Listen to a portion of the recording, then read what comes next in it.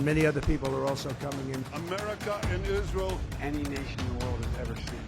Hamas के साथ समझौता करने के लिए अमेरिकी राष्ट्रपति जो बाइडेन ने नेतन्याहू को 2 बार एक युद्ध विराम का प्रस्ताव भिजवाया था, जिसे नेतन्याहू ने दोनों ही बार ठुकरा दिया था।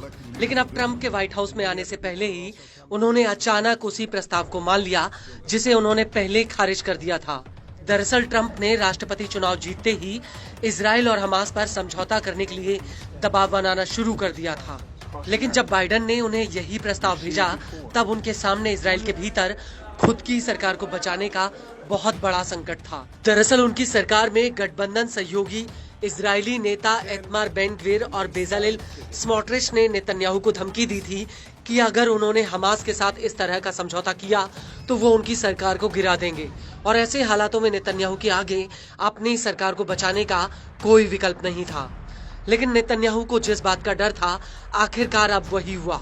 दरअसल इजराइल के पुलिस रक्षा मंत्री इतमार बेन ग्विर ने ऐलान कर दिया है कि अगर नेतन्याहू की कैबिनेट ने हमास के साथ युद्ध विराम के प्रस्ताव को मंजूरी दी तो वो नेतन्याहू के साथ गठबंधन को तोड़ देंगे, और अगर ऐसा होता है तो नेतन्याहू की सरकार अल्पमत में आ सकती है।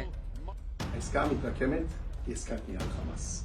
אני קורא לחברי, השר בצלאל סמוטריץ', לחבור אליי וביחד לשתף פעולה נגד העסקה המתרקמת.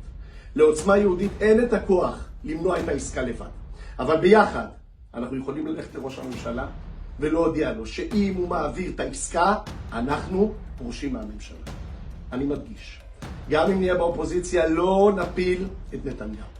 אבל השיתוף פעולה הזה זו הדרך היחידה שלנו למנוע את עסקת הקנייה, למנוע את העסקה הנוראית הזאת ולדאוג לכך שמותם של מאות חיילים לא יהיה לשווא.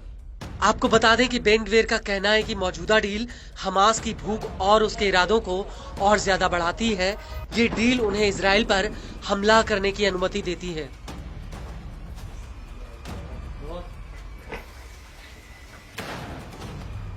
לשחרורם של החטופים קיימת גם אצלנו.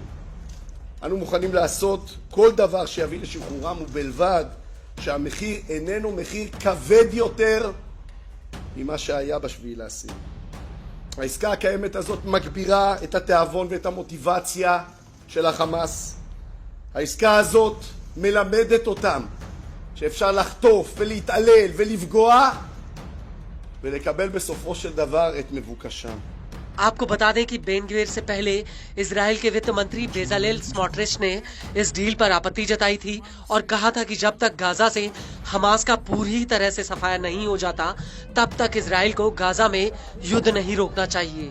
हालांकि अभी तक इजरायली कैबिनेट ने इस प्रस्ताव को मंजूरी नहीं दी है, लेकिन अब ऐसा लग रहा है कि कहीं नेतन्याहू ट्रंप को खुश करने के चक्कर में अपनी पीएम की कुर्सी ना ही गवा बैठे, और अगर हकीकत में ऐसा होता है तो इजराइल की सियासत में भूचाल आ सकता है और इस डील का अस्तित्व ही खतरे में पड़ जाएगा।